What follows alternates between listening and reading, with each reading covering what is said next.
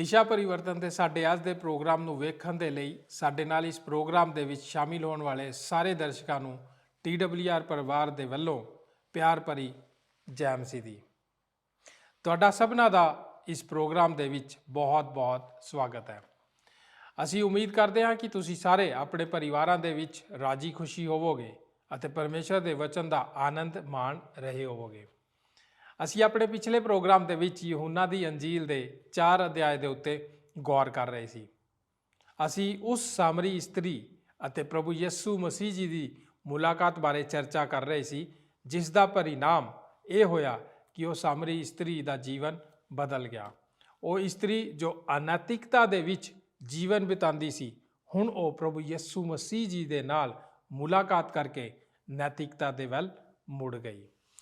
ਅਸੀਂ ਜਾਣਿਆ ਕਿ ਪ੍ਰਭੂ ਯਿਸੂ ਆਪਣੀ ਮਨੁੱਖਤਾ ਦੇ ਵਿੱਚ ਬਾਹਰ ਆਇਆ ਅਤੇ ਇਹ ਵੀ ਜਾਣਿਆ ਕਿ ਉਹਨੇ ਉਹਨਾਂ ਸਮਾਜਿਕ ਬੰਧਨਾਂ ਨੂੰ ਤੋੜਿਆ ਜੋ ਕਿ ਸਮਾਜ ਦੇ ਵਿੱਚ ਇੱਕ ਕੁਰੀਤੀ ਵਾਂਗ ਸੀ। ਅਸੀਂ ਜਾਣਿਆ ਕਿ ਪ੍ਰਭੂ ਯਿਸੂ ਜੀ ਨੇ ਨੈਤਿਕ ਬੰਧਨਾਂ ਨੂੰ ਵੀ ਤੋੜਿਆ, ਉਹਨਾਂ ਨੇ ਜਾਤੀ ਦੇ ਬੰਧਨਾਂ ਨੂੰ ਵੀ ਤੋੜਿਆ। ਸਾਮਰੀ ਇਸਤਰੀ ਅਤੇ ਪ੍ਰਭੂ ਯਿਸੂ ਜੀ ਦੀ ਮੁਲਾਕਾਤ ਸਾਨੂੰ ਦੱਸਦੀ ਹੈ ਕਿ ਪ੍ਰਭੂ ਯਿਸੂ ਆਪਣੇ ਪਰਮੇਸ਼ਵਰ ਤੋਂ ਵੀ ਬਾਹਰ ਆਇਆ। ਅਸੀਂ ਪ੍ਰਭੂ ਯਿਸੂ ਜੀ ਦੇ ਈਸ਼ਵਰੀ ਰੂਪ ਨੂੰ ਵੇਖਿਆ। ਪ੍ਰਭੂ ਯਿਸੂ ਜੀ ਨੇ ਉਸ ਸਾਮਰੀ ਇਸਤਰੀ ਨੂੰ ਅੰਮ੍ਰਿਤ ਜਲ ਦੇ ਵਿਸ਼ੇ ਦੱਸਿਆ। ਦੋਸਤੋ, ਪਿਛਲੇ ਪ੍ਰੋਗਰਾਮ ਦੇ ਬਾਕੀ ਦੇ ਹਿੱਸੇ ਨੂੰ ਅਸੀਂ ਇਸ ਪ੍ਰੋਗਰਾਮ ਦੇ ਵਿੱਚ ਜਾਰੀ ਰੱਖਾਂਗੇ। ਤਾਂ ਫਿਰ ਆਓ ਆਪਣੇ ਪ੍ਰੋਗਰਾਮ ਦੇ ਵਿੱਚ ਅੱਗੇ ਚੱਲੀਏ। ਅਤੇ ਮੈਂ ਇੱਥੇ ਤੁਹਾਨੂੰ ਮਰਦਾਂ ਅਤੇ ਔਰਤਾਂ ਨੂੰ ਦੱਸਣਾ ਚਾਹੁੰਦਾ ਹਾਂ ਕਿ ਤੁਸੀਂ ਭਾਵੇਂ ਕੋਈ ਵੀ ਹੋ ਜਾਂ ਜੋ ਤੁਸੀਂ ਕਰਦੇ ਹੋ ਜਾਂ ਆਪਣੀ ਜ਼ਿੰਦਗੀ ਦੇ ਦਰਦ ਨੂੰ ਦੂਰ ਕਰਨ ਦੀ ਕੋਸ਼ਿਸ਼ ਕਰਦੇ ਹੋ, ਤੁਸੀਂ ਕਦੀ ਵੀ ਉਸ ਸੰਤੁਸ਼ਟੀ ਅਤੇ ਖੁਸ਼ੀ ਅਤੇ ਸ਼ਾਂਤੀ ਨੂੰ ਕਦੇ ਨਹੀਂ ਜਾਣੋਗੇ ਜਦ ਤੱਕ ਤੁਸੀਂ ਪਰਮੇਸ਼ਰ ਨੂੰ ਉੱਥੇ ਨਾ ਰੱਖੋ ਜਿੱਥੇ ਪਰਮੇਸ਼ਰ ਦਾ ਸਥਾਨ ਹੈ।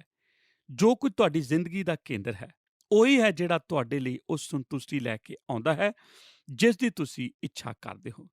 ਮੇਰੇ ਲਈ ਇਹ ਹੈਰਾਨੀ ਦੀ ਗੱਲ ਹੈ ਕਿ ਕਿੰਨੇ ਸਾਲ ਤੱਕ ਲੋਕ ਹੋਰਨਾਂ ਚੀਜ਼ਾਂ ਪਿੱਛੇ ਦੌੜਦੇ ਰਹਿੰਦੇ ਹਨ ਅਤੇ ਆਖਿਰ ਉਹ ਹਾਰ ਕੇ ਕਹਿੰਦੇ ਹਨ, ਸਰਬ ਸ਼ਕਤੀਮਾਨ ਪਰਮੇਸ਼ਰ, ਤੂੰ ਮੈਨੂੰ ਰਚਿਆ ਹੈ, ਤੂੰ ਮੈਨੂੰ ਜਾਣਦਾ ਹੈ, ਤੂੰ ਮੈਨੂੰ ਪਿਆਰ ਕਰਦਾ ਹੈ, ਮੈਂ ਆਪਣੇ ਆਪ ਨੂੰ ਤੈਨੂੰ ਦਿੰਦਾ ਹਾਂ। ਆ ਅਤੇ ਮੇਰੀ ਜ਼ਿੰਦਗੀ ਵਿੱਚ ਵਾਸ ਕਰ। ਜਦੋਂ ਕੋਈ ਵਿਅਕਤੀ ਇਹ ਕਰਦਾ ਹੈ, ਉਸ ਨੂੰ ਉਹ ਜਲ ਲੱਭਦਾ ਹੈ ਜੋ ਉਸ ਨੂੰ ਫਿਰ ਕਦੀ ਨਹੀਂ ਲੱਭੇਗਾ, ਕਿਉਂਕਿ ਇਹ ਕਦੀ ਖਤਮ ਨਹੀਂ ਹੁੰਦਾ। ਇਹ ਔਰਤ ਕੁਝ ਆਤਮਿਕ ਸਵਾਲ ਪੁੱਛ ਰਹੀ ਹੈ। ਉਹ ਯਿਸੂ ਦੇ ਇਹਨਾਂ ਵਿਚਾਰਾਂ ਵਿੱਚ ਤੋਂ ਆਕਰਸ਼ਿਤ ਹੋ ਗਈ ਹੈ। ਯਾਕੂਬ ਦੇ ਤੋਹਫੇ ਅਤੇ ਪਰਮੇਸ਼ਰ ਦੇ ਤੋਹਫੇ ਵਿਚਕਾਰ, ਅੰਮ੍ਰਿਤ ਜਲ ਅਤੇ ਖੂਹ ਦੇ ਜਲ ਵਿਚਕਾਰ ਉਸ ਨੂੰ ਆਖਿਰ ਇਹ ਗੱਲ ਸਮਝ ਆ ਗਈ ਕਿ ਇਹੋ ਜਿਹੀ ਗੱਲਬਾਤ ਕਰ ਰਹੇ ਸਨ ਜੋ ਉਸ ਦੀ ਸੋਚ ਤੋਂ ਪਰੇ ਕਿਸੇ ਵੱਖਰੀ ਦਿਸ਼ਾ ਵੱਲ ਜਾ ਰਹੀ ਸੀ। ਭਾਗ ਈੜੀ, ਉਸ ਨੇ ਆਪਣੀ ਜੀਵਨ ਸ਼ੈਲੀ ਬਦਲ ਲਈ। ਫਿਰ ਯਿਸੂ ਨੇ ਇਹ ਸਾਰੀ ਮੁਲਾਕਾਤ ਦੀ ਸਭ ਤੋਂ ਮਹੱਤਵਪੂਰਨ ਗੱਲ ਕੀਤੀ। ਜਦੋਂ ਉਹ ਇਸ ਔਰਤ ਨਾਲ ਤੁਰਿਆ ਜਾਂਦਾ ਸੀ, ਉਸ ਨੇ ਉਸ ਦੀ ਜ਼ਿੰਦਗੀ ਨੂੰ ਟੋਹਣਾ ਸ਼ੁਰੂ ਕੀਤਾ। ਉਹ ਛਾਲ ਮਾਰ ਕੇ ਮੰਚ ਤੇ ਚੜ੍ਹ ਕੇ ਚੀਕਾਂ ਨਹੀਂ ਮਾਰਨ ਲੱਗਾ ਕਿ ਉਹ ਇੱਕ ਪਾਪਣ ਹੈ। ਉਸ ਨੇ ਉਸ ਨੂੰ ਕਟਹਿਰੇ ਵਿੱਚ ਖੜਾ ਨਹੀਂ ਕੀਤਾ। ਉਹ ਉਸ ਨੂੰ ਉਸ ਦੇ ਅਪਰਾਧ ਗਿਣਾਉਣ ਦੇ ਦੌਰੇ ਤੇ ਨਹੀਂ ਲੈ ਗਿਆ। ਉਸ ਨੇ ਸਿਰਫ ਉਸ ਨੂੰ ਇੱਕ ਸਵਾਲ ਪੁੱਛਿਆ ਅਤੇ ਉਸ ਔਰਤ ਨੇ ਉਸ ਸਵਾਲ ਦਾ ਜਵਾਬ ਇਸ ਤਰੀਕੇ ਦਿੱਤਾ ਕਿ ਯਿਸੂ ਨੂੰ ਹੋਰ ਕੁਝ ਕਰਨ ਦੀ ਜ਼ਰੂਰਤ ਨਹੀਂ ਪਈ। ਉਸ ਨੇ ਉਸ ਦੇ ਵਿਵੇਕ ਨੂੰ ਜਗਾ ਦਿੱਤਾ। ਯਿਸੂ ਨੇ ਉਸ ਪਾਪ ਦੇ ਰੂਬਰੂ ਕਰਾਇਆ ਜੋ ਉਸ ਦੀ ਜ਼ਿੰਦਗੀ ਵਿੱਚ ਸੀ। ਆਪਣੀਆਂ ਬਾਈਬਲਾਂ ਵਿੱਚੋਂ ਮੇਰੇ ਨਾਲ 16 ਐਤ ਅਤੇ ਸ਼ਾਇਦ 14 ਐਤ ਤੋਂ ਵੀ ਪੜ੍ਹਨਾ ਸ਼ੁਰੂ ਕਰੋ। ਪਰ ਜੋ ਕੋਈ ਮੇਰਾ ਦਿੱਤਾ ਹੋਇਆ ਜਲ ਪੀਵੇਗਾ, ਸੰਦੀਪਕ ਕਾਲ ਤੇ ਕਦੀ ਧਿਆਇਆ ਨਾ ਹੋਵੇਗਾ, ਬਲਕਿ ਉਹ ਜਲ ਜੋ ਮੈਂ ਉਹਨੂੰ ਦਿਆਂਗਾ, ਉਹਦੇ ਵਿੱਚ ਜਲ ਦਾ ਇੱਕ ਸੋਮਾ ਬਣ ਜਾਵੇਗਾ ਜੋ ਅਨੰਤ ਜਿਉਂ ਤੱਕ ਉਛਲਦਾ ਰਹੇਗਾ। ਤੀਵੀ ਨੇ ਉਸ ਨੂੰ ਆਖਿਆ, ਮਹਾਰਾਜ, ਇਹ ਜਲ ਮੈਨੂੰ ਦਿਓ, ਜੋ ਮੈਂ ਧਿਆਈ ਨਾ ਹੋਵਾਂ, ਨਾ ਇੱਥੇ ਪਾਣੀ ਭਰਨ ਨੂੰ ਦੁਬਾਰਾ ਆਵਾਂ। ਅਤੇ ਯਿਸੂ ਨੇ ਉਹਨੂੰ ਆਖਿਆ, ਅਤੇ ਇਹੋ ਹੀ ਮਹੱਤਵਪੂਰਨ ਗੱਲ ਹੈ, ਉਸ ਨੇ ਆਖਿਆ, ਸ਼੍ਰੀਮਤੀ ਜੀ, ਮੈਂ ਤੁਹਾਡੇ ਲਈ ਇਹ ਕਰਾਂਗਾ, ਪਰ ਪਹਿਲਾਂ ਇਹ ਸਭ ਤੋਂ ਮਹੱਤਵਪੂਰਨ ਘਟਨਾ ਹੈ। ਜਾ ਆਪਣੇ ਪਤੀ ਨੂੰ ਇੱਥੇ ਸੱਦ ਲਿਆ। ਕਿ ਤੁਸੀਂ ਉਸ ਔਰਤ ਦੇ ਚਿਹਰੇ ਨੂੰ ਵੇਖਣਾ ਚਾਹੁੰਦੇ ਹੋ? ਜਦੋਂ ਯਿਸੂ ਨੇ ਉਸ ਨੂੰ ਇਹ ਆਖਿਆ, ਉਸ ਨੇ ਇੱਕ ਕਿਸਮ ਦਾ ਸੱਚ ਬੋਲਦੇ ਹੋਏ ਜਵਾਬ ਦਿੱਤਾ, ਜਿਸ ਦੇ ਅਸੀਂ ਸਾਡੇ ਰਾਜਨੀਤਿਕ ਵਾਤਾਵਰਣ ਵਿੱਚ ਆਦੀ ਹੋ ਚੁੱਕੇ ਹਾਂ। ਉਸ ਨੇ ਆਖਿਆ, ਮੇਰਾ ਪਤੀ ਨਹੀਂ ਹੈ, ਜੋ ਕਿ ਦੁਹਰਾ ਬੋਲ ਹੈ। ਉਸ ਦਾ ਪਤੀ ਨਹੀਂ ਸੀ, ਉਸ ਦੇ 5 ਪਤੀ ਸਨ ਅਤੇ ਯਿਸੂ ਨੇ ਉਸ ਦਾ ਸਾਹਮਣਾ ਕੀਤਾ ਅਤੇ ਉਸ ਨੂੰ ਆਖਿਆ, ਤੈਂ ਠੀਕ ਆਖਿਆ, ਜੋ ਮੇਰਾ ਪਤੀ ਨਹੀਂ ਹੈ, ਕਿਉਂਕਿ ਤੂੰ 5 ਪਤੀ ਕਰ ਚੁੱਕੀ ਹੈ ਅਤੇ ਜਿਹੜਾ ਹੁਣ ਤੇਰੇ ਕੋਲ ਹੈ ਸੋ ਤੇਰਾ ਪਤੀ ਨਹੀਂ ਹੈ। ਤੈਂ ਇਹ ਸੱਚ ਆਖਿਆ ਹੈ।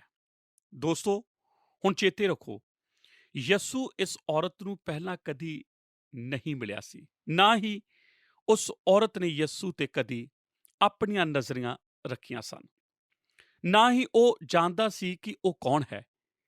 ਯਿਸੂ ਉਸ ਜ਼ਿੰਦਗੀ ਵਿੱਚ ਜਾਂਦਾ ਹੈ ਅਤੇ ਉਹਨਾਂ ਨੇ ਇਹ ਗੱਲਬਾਤ ਸ਼ੁਰੂ ਕੀਤੀ ਅਤੇ ਅਚਾਨਕ ਯਿਸੂ ਉਸ ਔਰਤ ਨੂੰ ਕੋਈ ਅਜਿਹੀ ਗੱਲ ਦੱਸਦਾ ਹੈ ਜੋ ਸੁਖਾਰ ਵਿੱਚ ਰਹਿਣ ਤੋਂ ਇਲਾਵਾ ਮਨੁੱਖੀ ਢੰਗ ਨਾਲ ਕੋਈ ਨਹੀਂ ਸੀ ਜਾਣ ਸਕਦਾ, ਅਤੇ ਗਲੀ ਵਿੱਚ ਗੱਲਾਂ ਮਾਰਦਾ ਜਾ ਰਿਹਾ ਹੈ। ਮੈਨੂੰ ਪਰਮੇਸ਼ਰ ਦਾ ਵਚਨ ਬਹੁਤ ਪਸੰਦ ਹੈ ਅਤੇ ਮੈਨੂੰ ਨਹੀਂ ਪਤਾ ਤੁਸੀਂ ਕਦੇ ਇਸ ਨੂੰ ਪਸੰਦ ਕੀਤਾ ਹੈ ਜਾਂ ਨਹੀਂ, ਪਰ ਕਈ ਵਾਰ ਜਦੋਂ ਮੈਂ ਇਹੋ ਜਿਹੀਆਂ ਕਹਾਣੀਆਂ ਪੜ੍ਹਦਾ ਹਾਂ, ਮੈਂ ਜ਼ੋਰ ਨਾਲ ਹੱਸਣਾ ਸ਼ੁਰੂ ਕਰ ਦਿੰਦਾ ਹਾਂ, ਕਿਉਂਕਿ ਇਸ ਔਰਤ ਨੇ ਸਭ ਤੋਂ ਗੰਭੀਰ ਬਿਆਨ ਦਿੱਤਾ ਜਦੋਂ ਯਿਸੂ ਨੇ ਉਸ ਨੂੰ ਦੱਸਿਆ ਕਿ ਤੁਸੀਂ ਇਹ ਵੇਖਿਆ। ਔਰਤ ਨੇ ਉਸ ਨੂੰ ਆਖਿਆ, ਪ੍ਰਭੂ ਜੀ, ਮੈਨੂੰ ਸੁਝਾਅ ਹੈ ਜੋ ਤੁਸੀਂ ਨਬੀ ਹੋ। ਇਹ ਬਹੁਤ ਵਧੀਆ ਗੱਲ ਹੈ। ਕੀ ਇਹ ਅਨੋਖੀ ਗੱਲ ਨਹੀਂ ਹੈ? ਉਹ ਸੱਚਮੁੱਚ ਸੂਝਵਾਨ ਹੈ ਕਿ ਉਹ ਨਹੀਂ ਹੈ। ਉਹ ਸੱਚਮੁੱਚ ਇਸ ਵਿਚਾਰ ਵਿਮਰਸ਼ ਵਿੱਚ ਸ਼ਾਮਲ ਹੋ ਰਹੀ ਹੈ। ਸ਼੍ਰੀਮਾਨ ਜੀ, ਮੈਨੂੰ ਸੋਚਦਾ ਹੈ ਜੋ ਤੁਸੀਂ ਨਬੀ ਹੋ, ਤੁਹਾਨੂੰ ਭਾਵੇਂ ਕੋਈ ਵੀ ਨਿਸ਼ਾਨ ਦਿੱਤਾ ਜਾਵੇ, ਕਿ ਤੁਸੀਂ ਕਦੀ ਕਲਪਨਾ ਕਰ ਸਕਦੇ ਹੋ ਕਿ ਜਿਸ ਨੂੰ ਤੁਸੀਂ ਕਦੇ ਮਿਲੇ ਨਹੀਂ ਤੁਹਾਡੀ ਜ਼ਿੰਦਗੀ ਵਿੱਚ ਆਵੇ ਅਤੇ ਤੁਹਾਨੂੰ ਤੁਹਾਡੀ ਜ਼ਿੰਦਗੀ ਦੇ ਸਾਰੇ ਭੇਤ ਦੱਸਣੇ ਸ਼ੁਰੂ ਕਰ ਦੇਵੇ। ਇਹ ਕੋਈ ਵਧੀਆ ਵਿਚਾਰ ਨਹੀਂ ਜਾਪਦਾ ਕਿ ਇਹ ਹੈ, ਪਰ ਯਿਸੂ ਇਸ ਔਰਤ ਨੂੰ ਠੇਸ ਪਹੁੰਚਾਉਣ ਦੀ ਕੋਸ਼ਿਸ਼ ਨਹੀਂ ਕਰ ਰਿਹਾ। ਉਹ ਉਸ ਦੀ ਮਦਦ ਕਰਨ ਦੀ ਕੋਸ਼ਿਸ਼ ਕਰ ਰਿਹਾ ਹੈ, ਕਿਉਂਕਿ ਤੁਸੀਂ ਵੇਖਿਓ, ਇਸ ਤੋਂ ਪਹਿਲਾਂ ਕਿ ਕੋਈ ਪ੍ਰਭੂ ਯਿਸੂ ਮਸੀਹ ਦੇ ਖੂਹ ਅੰਮ੍ਰਿਤ ਜਲ ਕੋਲ ਆਵੇ, ਉਸ ਨੂੰ ਆਪਣੀ ਜ਼ਿੰਦਗੀ ਵਿੱਚ ਪਾਪ ਦਾ ਸਾਹਮਣਾ ਕਰਨਾ ਪਵੇਗਾ ਅਤੇ ਉਸ ਨੂੰ ਆਪਣੀਆਂ ਸਾਰੀਆਂ ਯੋਜਨਾਵਾਂ ਟੁਕਰਾਉਣ ਦਾ ਸਾਹਮਣਾ ਕਰਨਾ ਪਵੇਗਾ। ਅਤੇ ਉਸ ਔਰਤ ਨੂੰ ਵੀ ਇਹ ਸਮਝਣ ਦੀ ਲੋੜ ਸੀ ਕਿ ਉਹ ਇੱਕ ਪਾਪਣ ਹੈ ਅਤੇ ਉਸ ਨੂੰ ਪ੍ਰਭੂ ਯਿਸੂ ਮਸੀਹ ਦੀ ਬਹੁਤ ਜ਼ਿਆਦਾ ਲੋੜ ਸੀ। ਅਤੇ ਫਿਰ ਉਸਨੇ ਉਹ ਕੀਤਾ ਜਿਸ ਤਰ੍ਹਾਂ ਅਸੀਂ ਇਨ੍ਹੀਂ ਦਿਨੀਂ ਗੱਲਾਂ ਦਾ ਜਵਾਬ ਦਿੰਦੇ ਹਾਂ। ਅਤੇ ਯਿਸੂ ਨੇ ਜਦੋਂ ਉਸ ਨੂੰ ਆਪਣੇ ਪਤੀ ਨੂੰ ਲਿਆਉਣ ਲਈ ਆਖਿਆ ਅਤੇ ਉਸ ਨੂੰ ਦੱਸਿਆ ਕਿ ਉਸ ਦੇ 5 ਪਤੀ ਸਨ ਅਤੇ ਜਿਸ ਨਾਲ ਉਹ ਰਹਿ ਰਹੀ ਹੈ ਉਹ ਵੀ ਉਸ ਦਾ ਪਤੀ ਨਹੀਂ ਹੈ। ਉਸ ਔਰਤ ਨੇ ਆਖਿਆ, ਮੈਂ ਸੋਚਦੀ ਹਾਂ ਤੁਸੀਂ ਕੋਈ ਨਬੀ ਹੋ।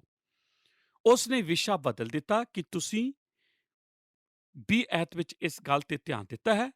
ਇਸ ਤੋਂ ਅੱਗੇ ਪੱਤੀਆਂ ਜਾਂ ਜਲ ਦਾ ਇਹੋ ਜਿਹੀਆਂ ਗੱਲਾਂ ਬਾਰੇ ਕੋਈ ਚਰਚਾ ਨਹੀਂ ਹੈ।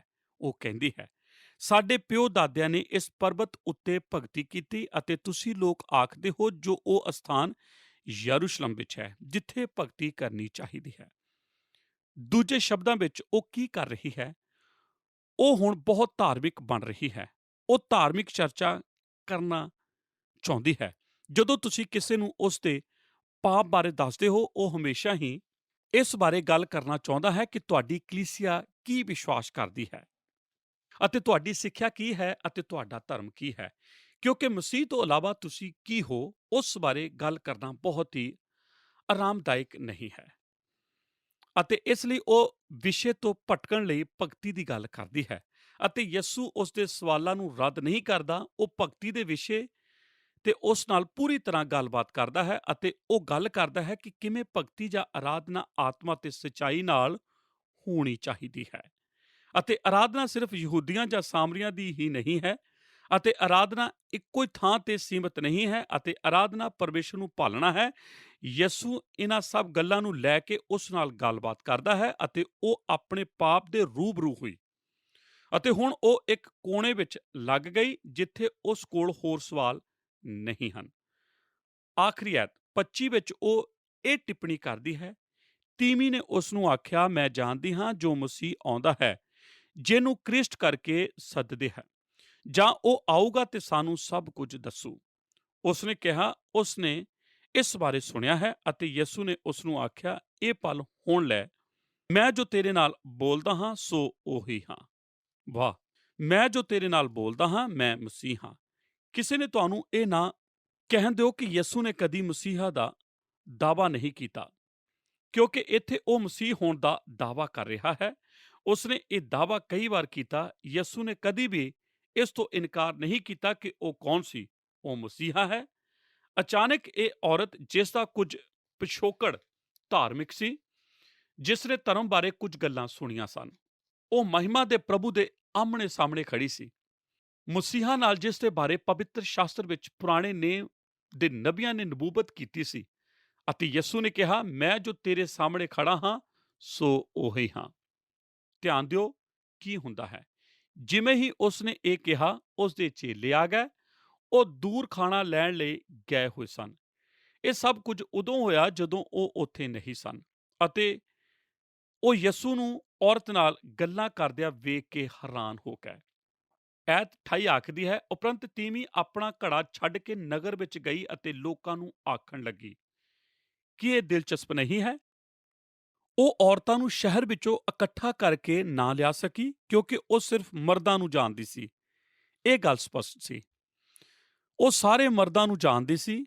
ਉਸਨੇ ਸਾਰੇ ਸ਼ਹਿਰ ਦੇ ਮਰਦਾਂ ਨੂੰ ਇਕੱਠਾ ਕੀਤਾ ਅਤੇ ਉਹਨਾਂ ਨੂੰ ਆਖਿਆ, ਚੱਲੋ ਇੱਕ ਮਨੁੱਖ ਨੂੰ ਵੇਖੋ ਜਿਹਨੇ ਜੋ ਕੁਝ ਮੈਂ ਕੀਤਾ ਹੈ ਸਭੇ ਮੈਨੂੰ ਦੱਸ ਦਿੱਤਾ। ਕਿਤੇ ਉਹ ਮਸੀਹ ਤਾਂ ਨਹੀਂ? ਦੂਜੇ ਸ਼ਬਦਾਂ ਵਿੱਚ, ਜਦੋਂ ਯਿਸੂ ਨੇ ਉਸ ਨੂੰ ਆਖਿਆ ਮੈਂ ਮਸੀਹ ਹਾਂ, ਸਾਮਰੀ ਔਰਤ ਨੇ ਵਿਸ਼ਵਾਸ ਕੀਤਾ ਅਤੇ ਉਹ ਸ਼ਹਿਰ ਵਿੱਚ ਵਾਪਸ ਗਈ। ਸਾਰੇ ਮਰਦਾਂ ਨੂੰ ਇਕੱਠਾ ਕੀਤਾ ਅਤੇ ਉਹਨਾਂ ਨੂੰ ਅੱਗੇ ਇਕਰਾਰ ਕੀਤਾ ਕਿ ਯਿਸੂ ਹੀ ਮਸੀਹਾ ਹੈ।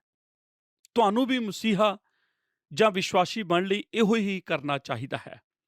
ਤੁਹਾਨੂੰ ਆਪਣੇ ਪਾਪ ਅਤੇ ਪਰਮੇਸ਼ਰ ਤੋਂ ਬਿਨਾਂ ਤੁਹਾਡੇ ਅੰਦਰ ਜੋ ਖਾਲੀਪਨ ਹੈ ਉਸ ਦਾ ਸਾਹਮਣਾ ਕਰਨਾ ਹੈ ਅਤੇ ਫਿਰ ਇਹ ਇਕਰਾਰ ਕਰਨਾ ਪਵੇਗਾ ਕਿ ਯਿਸੂ ਹੀ ਮਸੀਹ ਹੈ। ਜੇ ਕੋਈ ਵੀ ਇਕਰਾਰ ਕਰੇਗਾ ਕਿ ਯਿਸੂ ਹੀ ਮਸੀਹ ਹੈ, ਉਹ ਮਸੀਹ ਬਣ ਸਕਦਾ ਹੈ। ਰੋਮੀਓ 10 ਅਧਿਆਏ 9 ਅਤੇ 10 ਵਚਨ। ਕਿਉਂਕਿ ਜੇ ਤੂੰ ਆਪਣੇ ਮੂੰਹ ਨਾਲ ਇਕਰਾਰ ਕਰੇ ਅਤੇ ਆਪਣੇ ਹਿਰਦੇ ਨਾਲ ਮੰਨ ਲਵੇਂ ਜੋ ਪਰਮੇਸ਼ਰ ਨੇ ਉਹਨੂੰ ਮੁਰਦਿਆਂ ਵਿੱਚੋਂ ਜਵਾਲਿਆ ਹੈ, ਤਾਂ ਤੂੰ ਬਚਾਇਆ ਜਾਵੇਗਾ। ਧਰਮ ਲਈ ਤਾਂ ਹਿਰਦੇ ਨਾਲ ਨੇਚਾ ਕਰੀਦੀ ਹੈ ਅਤੇ ਮੁਕਤੀ ਲਈ ਮੂੰਹ ਨਾਲ ਇਕਰਾਰ ਕਰੀਦਾ ਹੈ। ਇੱਕ ਇਨਸਾਨ ਮਸੀਹੀ ਕਿਵੇਂ ਬਣਦਾ ਹੈ? ਉਹ ਪਹਿਚਾਨਦੇ ਹਨ ਕਿ ਉਹ ਪਾਪ ਨਾਲ ਭਰੇ ਹੋਏ ਹਨ ਅਤੇ ਅਧੂਰੇ ਹਨ ਅਤੇ ਸਰਬਸ਼ਕਤੀਮਾਨ ਪਰਮੇਸ਼ਰ ਤੋਂ ਬਿਨਾਂ ਖਾਲੀ ਹਨ। ਅਤੇ ਫਿਰ ਉਹ ਇਕਰਾਰ ਕਰਦੇ ਹਨ ਕਿ ਯਿਸੂ ਮਸੀਹ ਹੀ ਹੈ ਜਿਹੜਾ ਇਸ ਸੰਸਾਰ ਵਿੱਚ ਉਹਨਾਂ ਦੇ ਪਾਪਾਂ ਨੂੰ ਮਿਟਾਉਣ ਲਈ ਆਇਆ ਅਤੇ ਉਸ ਨੇ ਜੋ ਉਹਨਾਂ ਲਈ ਕੀਤਾ ਹੈ ਉਸ ਨੂੰ ਨਿੱਜੀ ਤੌਰ ਤੇ ਆਪਣੀ ਜ਼ਿੰਦਗੀ ਵਿੱਚ ਕਬੂਲ ਕਰਦੇ ਹਨ। ਉਸ ਨੇ ਨਾ ਸਿਰਫ ਇਕਰਾਰ ਕੀਤਾ, ਪਰ ਉਸ ਨੇ ਆਪਣੀ ਜੀਵਨ ਸ਼ੈਲੀ ਹੀ ਬਦਲ ਲਈ। ਇਹ ਔਰਤ ਸਿਰਫ ਪਾਣੀ ਭਰਨ ਲਈ ਗਈ ਸੀ ਅਤੇ ਉਹ ਆਪਣੇ ਪਰਿਵਾਰ ਦੀ ਚਿੰਤਾ ਕਰਨ ਵਾਲੀ ਸੀ ਅਤੇ ਆਪਣੇ ਡੰਗਰ ਮਾਲ ਦੀ ਦੇਖ ਰੇਖ ਕਰਨ ਵਾਲੀ ਸੀ। ਉਹ ਦੁਪਹਿਰ ਨੂੰ ਇਸ ਲਈ ਗਈ ਕਿਉਂਕਿ ਉਹ ਦੂਜੀਆਂ ਔਰਤਾਂ ਨਾਲ ਘੁਲਣਾ ਮਿਲਣਾ ਨਹੀਂ ਸੀ ਚਾਹੁੰਦੀ। ਪਰ ਅਸੀਂ ਪੜ੍ਹਦੇ ਹਾਂ ਕਿ ਉਹ ਅਚਾਨਕ ਆਪਣਾ ਘੜਾ ਖੂਹ ਤੇ ਛੱਡ ਕੇ ਵਾਪਸ ਸ਼ਹਿਰ ਵਿੱਚ ਭੱਜ ਗਈ। ਤੁਹਾਡੇ ਵਿੱਚੋਂ ਕਿੰਨੇ ਜਣੇ ਇਸ ਗੱਲ ਨੂੰ ਜਾਣਦੇ ਹਨ? ਜਦੋਂ ਤੁਸੀਂ ਆਪਣੀ ਜ਼ਿੰਦਗੀ ਵਿੱਚ ਮਸੀਹ ਨੂੰ ਲੱਭ ਲੈਂਦੇ ਹੋ, ਹਰ ਚੀਜ਼ ਬਦਲ ਜਾਂਦੀ ਹੈ ਅਤੇ ਤੁਹਾਡੀਆਂ ਪ੍ਰਾਥਮਿਕਤਾਵਾਂ ਉਲਟ ਹੋ ਜਾਂਦੀਆਂ ਹਨ। ਜਦ ਕਿ ਤੁਸੀਂ ਇੱਕ ਦਿਸ਼ਾ ਵੱਲ ਜਾ ਰਹੇ ਹੁੰਦੇ ਹੋ, ਅਚਾਨਕ ਜਦੋਂ ਮਸੀਹ ਆਉਂਦਾ ਹੈ ਅਤੇ ਤੁਹਾਡੇ ਪਾਪ ਮਾਫ ਕਰ ਦਿੰਦਾ ਹੈ ਅਤੇ ਤੁਸੀਂ ਆਪਣੀ ਮੁਕਤੀ ਦੀ ਅਨੋਖੀ ਖੁਸ਼ੀ ਨੂੰ ਸਮਝਣਾ ਸ਼ੁਰੂ ਕਰ ਦਿੰਦੇ ਹੋ, ਪਹਿਲਾ ਕੰਮ ਜੋ ਤੁਸੀਂ ਕਰਨਾ ਚਾਹੁੰਦੇ ਹੋ ਉਹ ਇਹ ਹੈ ਕਿ ਭੱਜ ਕੇ ਸ਼ਹਿਰ ਵੱਲ ਨੂੰ ਜਾਵੋ ਅਤੇ ਕਿਸੇ ਨੂੰ ਦੱਸੋ। ਤੁਸੀਂ ਭੱਜ ਕੇ ਜਾ ਕੇ ਕਿਸੇ ਨੂੰ ਦੱਸਣਾ ਸ਼ੁਰੂ ਕਰੋ। ਮੈਨੂੰ ਹੈਰਾਨੀ ਹੁੰਦੀ ਹੈ ਕਿ ਜਦੋਂ ਯਿਸੂ ਕੋਈ ਚਮਤਕਾਰ ਕਰਦਾ ਸੀ ਅਤੇ ਕਹਿੰਦਾ ਸੀ, ਵੇਖੀ ਕਿਸੇ ਨੂੰ ਨਾ ਦੱਸੀ, ਉਹ ਆਪਣੇ ਦਿਲ ਵਿੱਚ ਜਾਣਦਾ ਸੀ ਕਿ ਕੋਈ ਵੀ ਤਰੀਕਾ ਨਹੀਂ ਹੈ ਕਿ ਉਹ ਇਸ ਨੂੰ ਦੱਸਣ ਤੋਂ ਰਹਿਣ। ਅਤੇ ਜਿੱਥੋਂ ਤੱਕ ਮੈਨੂੰ ਯਾਦ ਹੈ, ਹਰ ਵਾਰ ਜਦੋਂ ਉਸਨੇ ਇਹ ਕਿਹਾ ਕਿਸੇ ਨੂੰ ਨਾ ਦੱਸੀ, ਕਿਉਂਕਿ ਜਦੋਂ ਤੁਸੀਂ ਬਦਲ ਚੁੱਕੇ ਹੁੰਦੇ ਹੋ, ਜਦੋਂ ਪਰਮੇਸ਼ਰ ਦੀ ਕਿਰਪਾ ਦਾ ਚਮਤਕਾਰ ਤੁਹਾਡੀ ਜ਼ਿੰਦਗੀ ਵਿੱਚ ਉਤਰਨਾ ਸ਼ੁਰੂ ਹੋ ਜਾਂਦਾ ਹੈ, ਤਾਂ ਇਸ ਨੂੰ ਆਪਣੇ ਕੋਲ ਰੱਖਣ ਦਾ ਕੋਈ ਵੀ ਤਰੀਕਾ ਨਹੀਂ ਹੈ। ਅਤੇ ਪਵਿੱਤਰ ਵਚਨ ਕਹਿੰਦਾ ਹੈ, ਉਹ ਵਾਪਸ ਗਈ ਅਤੇ ਆਪਣੇ ਗੁਆਂਢੀਆਂ ਨੂੰ ਸੁਸਮਾਚਾਰ ਦੇ ਰੂਬਰੂ ਕਰਾਇਆ। ਉਸਨੇ ਉਹਨਾਂ ਨੂੰ ਇਕੱਠਾ ਕੀਤਾ ਅਤੇ ਉਹਨਾਂ ਨੂੰ ਕਿਹਾ, ਇਸ ਮਨੁੱਖ ਨੇ ਮੇਰੇ ਲਈ ਇਹ ਕੀਤਾ ਹੈ, ਆਓ ਅਤੇ ਵੇਖੋ। ਅਤੇ ਜਦੋਂ ਯਿਸੂ ਦੇ ਚੇਲੇ ਸ਼ਹਿਰ ਵਿੱਚੋਂ ਸਰੀਰਕ ਖਾਣਾ ਲੈ ਕੇ ਆਏ ਜੋ ਉਹ ਯਿਸੂ ਲਈ ਲੈਣ ਗਏ ਸਨ, ਇਹ ਮਨੁੱਖ ਸੁਖਾਰ ਸ਼ਹਿਰ ਵਿੱਚੋਂ ਯਕੂਬ ਦੇ ਖੂਹ ਤੇ ਆ ਰਹੇ ਸਨ ਤਾਂ ਕਿ ਉਹ ਆਪ ਸੁਣ ਸਕਣ ਕਿ ਯਿਸੂ ਉਹਨਾਂ ਨੂੰ ਉਸ ਸੰਦੀਪਕ ਜਲ ਦੇਣ ਦੀ ਪੇਸ਼ਕਸ਼ ਕਰ ਰਿਹਾ ਹੈ ਜਿਸ ਨਾਲ ਫਿਰ ਕਦੀ ਕੋਈ ਤਿਹਾ ਨਾ ਹੋਵੇਗਾ। ਰੁਕੋ ਅਤੇ ਇਸ ਬਾਰੇ ਇੱਕ ਪਲ ਲਈ ਸੋਚੋ। ਜਦੋਂ ਯਿਸੂ ਧਰਤੀ ਤੇ ਆਪਣੀ ਸੇਵਕਾਈ ਕਰਦਾ ਸੀ, ਉਸ ਨੇ ਸਭ ਤੋਂ ਪਹਿਲਾਂ ਨਿਕੋਦਿਮਸ ਨੂੰ ਛੂਆ। ਉਹ ਮਨੁੱਖ ਜਿਹੜਾ ਇੰਨਾ ਧਾਰਮਿਕ ਸੀ, ਕੀ ਤੁਸੀਂ ਅੱਜ ਉਸ ਦੀ ਮੌਜੂਦਗੀ ਵਿੱਚ ਸਹਿਜ ਮਹਿਸੂਸ ਕਰੋਗੇ ਕਿਉਂਕਿ ਉਹ ਇੰਨਾ ਚੰਗਾ ਸੀ? ਪਰ ਭਾਵੇਂ ਉਹ ਕਿੰਨਾ ਵੀ ਚੰਗਾ ਸੀ, ਉਸ ਦੀ ਜ਼ਿੰਦਗੀ ਵਿੱਚ ਇੱਕ ਖਾਲੀਪਨ ਸੀ ਜੋ ਪਰਮੇਸ਼ਰ ਯਿਸੂ ਮਸੀਹ ਨਾਲ ਉਸ ਦੇ ਨਿੱਜੀ ਸੰਬੰਧ ਨਾਲ ਭਰਨਾ ਚਾਹੁੰਦਾ ਸੀ।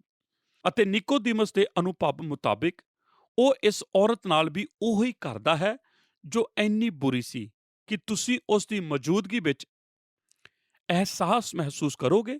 ਜੇ ਤੁਹਾਨੂੰ ਉਹਨਾਂ ਲੋਕਾਂ ਨਾਲ ਪਿਆਰ ਨਾ ਹੁੰਦਾ ਜਿਹੜੇ ਮਸੀਹ ਤੋਂ ਬਗੈਰ ਹਨ, ਤਾਂ ਤੁਸੀਂ ਉਸ ਨੂੰ ਰਾਤ ਦੇ ਖਾਣੇ ਤੇ ਨਾ ਬੁਲਾਉਂਦੇ। ਮੈਨੂੰ ਧਿਆਨ ਨਾਲ ਸੁਣੋ। ਭਾਵੇਂ ਇਹ ਨਿਕੋਦਿਮਸ ਜਾਂ ਸਾਮਰੀ ਔਰਤ ਹੈ, ਸੰਦੇਸ਼ ਉਹੀ ਹੈ।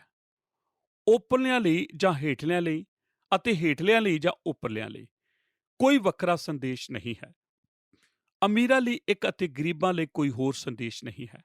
ਸਿਰਫ ਇੱਕੋ ਹੀ ਸੰਦੇਸ਼ ਹੈ ਅਤੇ ਉਹ ਇਹ ਹੈ ਕਿ ਪਰਮੇਸ਼ਰ ਤੁਹਾਨੂੰ ਪਿਆਰ ਕਰਦਾ ਹੈ ਅਤੇ ਮਸੀਹ ਨੇ ਤੁਹਾਡੇ ਪਾਪ ਮਾਫ ਕਰਨ ਲਈ, ਤੁਹਾਨੂੰ ਆਜ਼ਾਦੀ ਦੇਣ ਲਈ, ਤੁਹਾਨੂੰ ਮਾਫੀ ਦੇਣ ਲਈ ਅਤੇ ਤੁਹਾਨੂੰ ਸਵਰਗ ਵਿੱਚ ਥਾਂ ਦੇਣ ਲਈ ਆਪਣੀ ਜਾਨ ਦਿੱਤੀ ਹੈ। ਜੇ ਤੁਸੀਂ ਇਸ ਨੂੰ ਇੱਕ ਮੁਫਤ ਤੋਹਫਾ ਵਜੋਂ ਕਬੂਲ ਕਰੋ, ਇਹੋ ਹੀ ਸੰਦੇਸ਼ ਹੈ। ਜਦੋਂ ਅਸੀਂ ਸਵਰਗ ਵਿੱਚ ਹੋਵਾਂਗੇ, ਉੱਥੇ ਕੋਈ ਸਮਾਜਿਕ ਅਹੁਦਾ ਨਹੀਂ ਹੋਵੇਗਾ।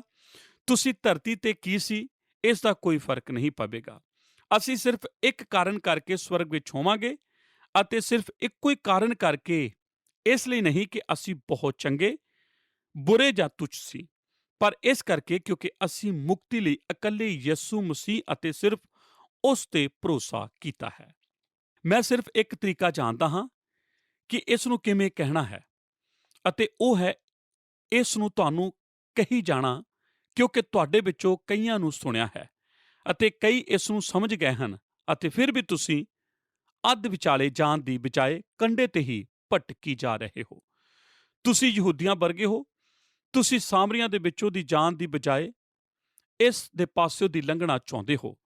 ਮੈਂ ਚਾਹੁੰਦਾ ਹਾਂ ਤੁਸੀਂ ਸੁਸਮਾਚਾਰ ਦੇ ਸੰਦੇਸ਼ ਦੇ ਦਿਲ ਵਿੱਚ ਆਓ ਅਤੇ ਪਰਮੇਸ਼ਰ ਦੀ ਉਸ ਕਿਰਪਾ ਨੂੰ ਲੱਭੋ ਜਿਹੜੀ ਸਿਰਫ ਇਕੱਲੇ ਯਿਸੂ ਮਸੀਹ ਦੁਆਰਾ ਉਪਲਬਧ ਹੈ। ਸਿਰਫ ਉਹੀ ਇੱਕ ਰਾਹ ਹੈ। ਸਵਰਗ ਨੂੰ ਜਾਣ ਦੇ ਬਹੁਤੇ ਰਾਹ ਨਹੀਂ ਹਨ। ਮੈਨੂੰ ਇਸ ਗੱਲ ਦੀ ਪਰਵਾਹ ਨਹੀਂ ਕਿ ਸਿਆਸੀ ਲੋਕ ਕੀ ਆਖਦੇ ਹਨ। ਹਰ ਮਨੁੱਖ ਜੋ ਕਰਦਾ ਹੈ ਜ਼ਰੂਰੀ ਨਹੀਂ ਕਿ ਸਹੀ ਹੋਵੇ। ਪਵਿੱਤਰ ਵਚਨ ਆਖਦਾ ਹੈ, ਇੱਕ ਰਾਹ ਹੈ ਜੋ ਮਨੁੱਖ ਨੂੰ ਸਿੱਧਾ ਜਾਪਦਾ ਹੈ, ਪਰ ਅੰਤ ਵਿੱਚ ਇਹ ਨਾਸ਼ ਵੱਲ ਲੈ ਜਾਂਦਾ ਹੈ। ਯਿਸੂ ਰਾਹ, ਸਚਾਈ ਅਤੇ ਜੀਵਨ ਹੈ ਅਤੇ ਕੋਈ ਮਨੁੱਖ ਪਿਤਾ ਕੋਲ ਨਹੀਂ ਜਾਂਦਾ। ਉਹ ਸਿਰਫ ਯਿਸੂ ਦੁਆਰਾ ਹੀ ਪਿਤਾ ਕੋਲ ਜਾ ਸਕਦਾ ਹੈ। ਤੁਸੀਂ ਕਹੋਗੇ ਇਹ ਕੱਟੜਪੁਣਾ ਹੈ। ਤੁਸੀਂ ਇੰਨੇ ਕੱਟੜ ਕਿਵੇਂ ਹੋ ਸਕਦੇ ਹੋ? ਮੈਂ ਪਰਮੇਸ਼ਰ ਦੇ ਵਚਨ ਜਿੰਨਾ ਕੱਟੜ ਹੋਣਾ ਚਾਹੁੰਦਾ ਹਾਂ ਕਿਉਂਕਿ ਤੁਸੀਂ ਪਰਮੇਸ਼ਰ ਦੇ ਸਾਹਮਣੇ ਖੜੇ ਹੋਣ ਜਾ ਰਹੇ ਹੋ। ਆਮੀਨ। ਤੁਸੀਂ ਪ੍ਰਭੂ ਦੇ ਸਾਹਮਣੇ ਖੜੇ ਹੋਣ ਜਾ ਰਹੇ ਹੋ ਅਤੇ ਜਦੋਂ ਤੁਸੀਂ ਪ੍ਰਭੂ ਦੇ ਸਾਹਮਣੇ ਖੜੇ ਹੁੰਦੇ ਹੋਵੋਗੇ, ਮੈਂ ਨਹੀਂ ਚਾਹੁੰਦਾ ਕਿ ਤੁਸੀਂ ਕਹੋ ਮੈਂ ਡੇਵਿਡ ਜ਼ਰਮੀਆ ਨੂੰ ਪਰਮੇਸ਼ਰ ਬਾਰੇ ਪ੍ਰਚਾਰ ਕਰਦੇ ਸੁਣਿਆ ਅਤੇ ਉਸ ਤੋਂ ਮੈਨੂੰ ਇਹ ਭਾਵ ਮਿਲਿਆ ਕਿ ਜਿੰਨੀ ਦੇਰ ਤੱਕ ਮੈਨੂੰ ਲੱਗਦਾ ਸੀ ਮੈਂ ਸੱਚਾ ਹਾਂ, ਇਹ ਠੀਕ ਸੀ। ਮੇਰੇ ਦੋਸਤੋ, ਤੁਸੀਂ ਸੱਚੇ ਤੌਰ ਤੇ ਗਲਤ ਹੋ ਸਕਦੇ ਹੋ ਅਤੇ ਤੁਹਾਡਾ ਅੰਤ ਗਲਤ ਜਗ੍ਹਾ ਤੇ ਹੋ ਸਕਦਾ ਹੈ। ਯਿਸੂ ਨੇ ਲੋਕਾਂ ਨੂੰ ਸਿੱਧੇ ਮਿਲ ਕੇ ਉਹਨਾਂ ਨੂੰ ਕਦੀ ਇਸ ਸ਼ੱਕ ਵਿੱਚ ਨਹੀਂ ਰਹਿਣ ਦਿੱਤਾ ਕਿ ਉਹਨਾਂ ਨੂੰ ਉਸ ਦੁਆਰਾ ਜੀਵਨ ਲੱਭਣ ਲਈ ਕੀ ਕਰਨ ਦੀ ਲੋੜ ਸੀ। ਉਸ ਦੀ ਕਿਰਪਾ ਅਨੋਖੀ ਹੈ ਕਿ ਨਹੀਂ?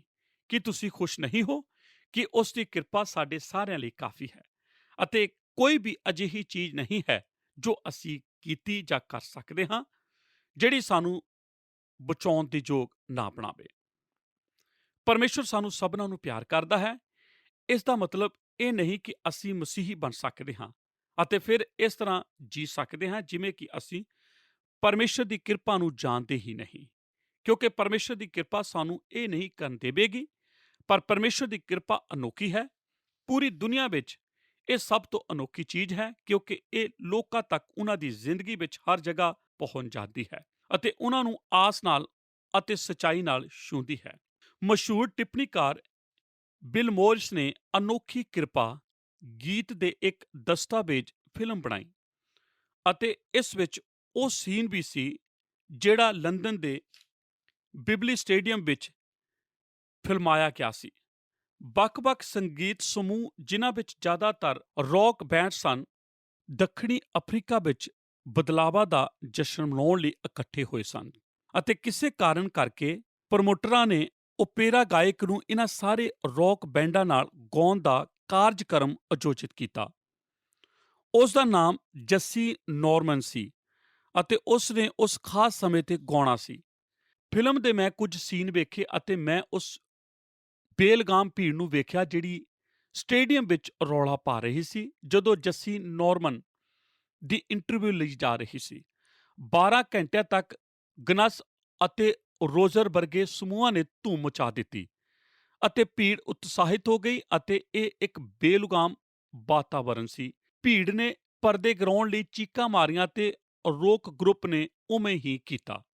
ਇਸ ਦੌਰਾਨ ਜੱਸੀ ਨੋਰਮਨ ਇਹ ਸੱਭਿਆਚਾਰ ਓਪੇਰੇ ਗਾਇਕ ਡਰੈਸਿੰਗ ਰੂਮ ਵਿੱਚ ਬੈਠੀ ਬਿਲੀ ਮੋਰੀਅਸ ਨਾਲ ਅਨੋਖੀ ਕਿਰਪਾ ਗੀਤ ਤੇ ਚਰਚਾ ਕਰ ਰਹੀ ਸੀ। ਬੇਸ਼ੱਕ ਇਹ ਗੀਤ ਜੌਨ ਨਿਊਟਨ ਦੁਆਰਾ ਲਿਖਿਆ ਗਿਆ ਸੀ। ਜੇ ਤੁਸੀਂ ਅਨੋਖੀ ਕਿਰਪਾ ਗੀਤ ਦੀ ਕਹਾਣੀ ਜਾਣਦੇ ਹੋ ਤਾਂ ਤੁਸੀਂ ਜਾਣਦੇ ਹੋਵੋਗੇ ਕਿ ਜੌਨ ਨਿਊਟਨ ਇੱਕ ਮਨੁੱਖ ਦੇ ਤੌਰ ਤੇ ਸਾਮਰੀ ਔਰਤ ਵਰਗਾ ਹੀ ਸੀ। ਉਹ ਨਿਰਦਈ, ਗੰਭਾਰ, ਅਧਰਮੀ ਵਿਅਕਤੀ ਸੀ ਜਿਹੜਾ ਗੁਲਾਮਾਂ ਦਾ ਵਪਾਰ ਕਰਕੇ ਪੈਸਾ ਕਮਾਉਂਦਾ ਸੀ। ਉਸ ਨੂੰ ਸ਼ੁਰੂਆਤ ਵਿੱਚ ਪਰਮੇਸ਼ਰ ਨਾਲ ਕੁਝ ਅਨੁਭਵ ਹੋਏ ਸਨ, ਪਰ ਜਦ ਤੱਕ ਉਸ ਨੇ ਆਪਣੀ ਜ਼ਿੰਦਗੀ ਵਿੱਚ ਨੁਕਸਾਨ ਨਹੀਂ ਝੱਲਿਆ ਤਦ ਤੱਕ ਉਸ ਨੇ ਮੁਕਤੀ ਲਈ ਪਰਮੇਸ਼ਰ ਅੱਗੇ ਨਹੀਂ ਪੁਕਾਰਿਆ। ਅਤੇ ਉਸ ਨੇ ਅਨੋਖੀ ਕਿਰਪਾ ਕਿੰਨੀ ਮਿੱਠੀ ਆਵਾਜ਼ ਹੈ ਜਿਸ ਨੇ ਮੇਰੇ ਵਰਗੇ ਭੈੜੇ ਇਨਸਾਨ ਨੂੰ ਬਚਾਇਆ ਗੀਤ ਲਿਖਿਆ। ਹਰ ਕੋਈ ਉਸ ਗੀਤ ਵਿੱਚੋਂ ਕੋਈ ਨਾ ਕੋਈ ਸ਼ਬਦ ਲੈਣਾ ਚਾਹੁੰਦਾ ਹੈ, ਪਰ ਜੇ ਜੌਨ ਨਿਊਟਨ ਅੱਜ ਇੱਥੇ ਹੁੰਦਾ ਤੇ ਉਹ ਕਹਿੰਦਾ ਇਸ ਨੂੰ ਨਾ ਲਓ ਕਿਉਂਕਿ ਮੈਂ ਸੱਚਮੁੱਚ ਇਹੋ ਜਿਹਾ ਸਾਂ, ਮੈਂ ਭੈੜਾ ਸਾਂ। ਉਹ ਪਾਪ ਨਾਲ ਭਰਿਆ ਅਧਰਮੀ ਮਨੁੱਖ ਸੀ। ਖੈਰ, ਜੱਸੀ ਨੋਰਮਨ ਦੇ ਗਾਉਣ ਦਾ ਸਮਾਂ ਆ ਗਿਆ ਅਤੇ ਇਸ ਤੋਂ ਪਹਿਲਾਂ ਕਿ ਉਹ ਗਾਉਣ ਲਈ ਜਾਂਦੀ, ਉਸ ਨੇ ਬਿਲੀ ਮੋਰਿਸ ਨੂੰ ਦੱਸਿਆ ਕਿ ਜਦੋਂ ਉਹ ਅਨੋਖੀ ਕਿਰਪਾ ਗੀਤ ਬਾਰੇ ਸੋਚਦੀ ਹੈ ਉਸ ਨੂੰ ਯਾਦ ਹੈ ਕਿ ਉਸ ਨੇ ਕਿਤੇ ਪੜ੍ਹਿਆ ਹੈ ਕਿ ਅਨੋਖੀ ਕਿਰਪਾ ਗੀਤ ਦੀ ਜਿਹੜੀ ਧੁਨ ਹੈ ਉਹ ਉਹਨਾਂ ਗੁਲਾਮਾਂ ਦੁਆਰਾ ਗਾਈ ਗਈ ਹੈ ਜੋ ਨਿਊਟਨ ਦੇ ਆਪਣੇ ਗੁਲਾਮ ਸਨ ਅਤੇ ਉਹ ਇਸ ਛੋਟੀ ਜਿਹੀ ਧੁਨ ਨੂੰ ਇੱਕ ਲੋਕ ਧੁਨ ਵਾਂਗ ਗਾਉਂਦੇ ਸਨ ਅਤੇ ਉਸ ਨੇ ਉਸ ਗੁਲਾਮੀ ਦੀ ਧੁਨ ਨੂੰ ਲਿਆ ਅਤੇ ਪਰਮੇਸ਼ਰ ਦੀ ਕਿਰਪਾ ਬਾਰੇ ਸ਼ਬਦ ਲਿਖ ਦਿੱਤੇ ਅਤੇ ਇਸ ਤਰ੍ਹਾਂ ਸਾਨੂੰ ਇਹ ਪਿਆਰਾ ਗੀਤ ਮਿਲਿਆ। ਅਤੇ ਆਖਰੀ ਜੱਸੀ ਨੋਰਮਨ ਦੇ ਗਾਉਣ ਦਾ ਸਮਾਂ ਆ ਗਿਆ ਅਤੇ ਇੱਕ ਸਿੰਗਲ ਸਰਕਲ ਲਾਈਟ ਪਿੱਛੇ ਬਿਨਾਂ ਗਾਇਕ ਤੋਂ ਉਸ ਦੇ ਨਾਲ ਕੋਈ ਵੱਡਾ ਬੈਂਡ ਕਪੈਲਾ ਵੀ ਨਹੀਂ ਆਇਆ ਅਤੇ ਉਹ ਬਿਬਲੀ ਸਟੇਜ ਤੇ ਚੱਲ ਕੇ ਆਈ। ਸ਼ਾਨਦਾਰ ਅਫਰੀਕਨ ਅਮਰੀਕਨ ਔਰਤ ਲੰਮਾ ਪਹਿਰਾਵਾ ਪਹਿਨੀ ਹੋਈ ਆਈ ਅਤੇ ਉਸ ਨੇ ਇਕੱਲੀ ਹੌਲੀ ਜਿਹੀ ਗਾਉਣਾ ਸ਼ੁਰੂ ਕੀਤਾ। ਅਨੋਖੀ ਕਿਰਪਾ ਕਿੰਨੀ ਮਿੱਠੀ ਆਵਾਜ਼ ਹੈ ਜਿਸ ਨੇ ਮੇਰੇ ਵਰਗੇ ਭੈੜੇ ਇਨਸਾਨ ਨੂੰ ਬਚਾਇਆ। ਮੈਂ ਗਵਾਚਾ ਸੀ ਪਰ ਹੁਣ ਮੈਂ ਲੱਭ ਗਿਆ ਹਾਂ, ਮੈਂ ਅੰਨ੍ਹਾ ਸੀ ਪਰ ਹੁਣ ਵੇਖ ਸਕਦਾ ਹਾਂ। ਅਤੇ ਬਿਬਲੀ ਸਟੇਡੀਅਮ ਵਿੱਚ ਅਦਭੁਤ ਚੀਜ਼ ਹੋਣੀ ਸ਼ੁਰੂ ਹੋ ਗਈ। 70,000 ਭਰੀ ਦਰਸ਼ਕਾਂ ਇਸ ਕਿਰਪਾ ਦੇ ਗੀਤ ਅੱਗੇ ਸ਼ਾਂਤ ਹੋ ਗਏ। ਜਿਸ ਸਮੇਂ ਨੋਰਮਨ ਦੂਜੇ ਟੱਪੇ ਵਿੱਚ ਪਹੁੰਚੀ, ਕਿਰਪਾ ਜਿਸ ਨੇ ਮੇਰੇ ਦਿਲ ਨੂੰ ਡਰਨਾ ਸਿਖਾਇਆ ਅਤੇ ਕਿਰਪਾ ਜਿਸ ਨੇ ਮੇਰੇ ਡਰ ਨੂੰ ਦੂਰ ਕੀਤਾ, ਸੋਪਰੈਨ ਨੇ ਭੀੜ ਨੂੰ ਆਪਣੇ ਹੱਥ ਵਿੱਚ ਲੈ ਲਿਆ। ਜਦੋਂ ਉਹ ਤੀਜੇ ਟੱਪੇ ਵਿੱਚ ਪਹੁੰਚੀ, ਕਿਰਪਾ ਜਿਹੜੀ ਮੈਨੂੰ ਇੱਥੇ ਤੱਕ ਸਹੀ ਸਲਾਮਤ ਲੈ ਕੇ ਆਈ ਅਤੇ ਕਿਰਪਾ ਮੈਨੂੰ ਘਰ ਤੱਕ ਲੈ ਜਾਵੇਗੀ। ਕਈ ਹਜ਼ਾਰ ਲੋਕ ਨਾਲ-ਨਾਲ ਗਾ ਰਹੇ ਸਨ ਅਤੇ ਉਹਨਾਂ ਸ਼ਬਦਾਂ ਨੂੰ ਚੇਤੇ ਕਰ ਰਹੇ ਸਨ ਜੋ ਉਹਨਾਂ ਬਹੁਤ ਸਮੇਂ ਪਹਿਲਾਂ ਸੁਣੇ ਸਨ, ਪਰ ਬੁਰਾਈ ਦੇ ਆਪਣੇ ਜਸ਼ਨ ਵਿੱਚ ਉਹਨਾਂ ਨੂੰ ਬੜੀ ਦੇਰ ਤੋਂ ਭੁੱਲ ਚੁੱਕੇ ਸਨ। ਆਖਿਰ ਵਿੱਚ ਉਹ ਆਖਰੀ ਟੱਪੇ ਵਿੱਚ ਆ ਗਏ ਅਤੇ ਸਾਰੇ ਖੜੇ ਹਨ, ਇਕੱਠੇ ਗਾ ਰਹੇ ਹਨ। ਜਿਨ੍ਹਾਂ ਨੂੰ ਜਿੰਨੇ ਸ਼ਬਦ ਯਾਦ ਹਨ ਸਭ ਗਾ ਰਹੇ ਹਨ। ਅਸੀਂ ਉੱਥੇ ਹਜ਼ਾਰਾਂ ਸਾਲ ਰਹੇ। ਚਮਕਦੇ ਸੂਰਜ ਵਿੱਚ ਸਾਡੇ ਕੋਲ ਪਹਿਲਾਂ ਵਾਂਗ ਪਰਮੇਸ਼ਰ ਦੇ ਉਸਤਤ ਕਰਨ ਦੇ ਘੱਟ ਦਿਨ ਨਹੀਂ ਸਨ। ਅਤੇ ਜੱਸੀ ਨੋਰਮਨ ਨੇ ਬਾਅਦ ਵਿੱਚ ਮੰਨਿਆ ਕਿ ਉਸ ਨੂੰ ਪਤਾ ਨਹੀਂ ਉਸ ਰਾਤ ਬਿਬਲੀ ਸਟੇਡੀਅਮ ਵਿੱਚ ਕਿਹੜੀ ਸ਼ਕਤੀ ਉਤਰੀ ਸੀ, ਪਰ ਮੈਂ ਸੋਚਦਾ ਹਾਂ, ਮੈਂ ਜਾਣਦਾ ਹਾਂ ਸੰਸਾਰ ਕਿਰਪਾ ਦਾ ਪਿਆਸਾ ਹੈ ਅਤੇ ਜਦੋਂ ਕਿਰਪਾ ਉਤਰਦੀ ਹੈ, ਸੰਸਾਰ ਇਸ ਅੱਗੇ ਸ਼ਾਂਤ ਹੋ ਕੇ ਡਿੱਗ ਜਾਂਦਾ ਹੈ।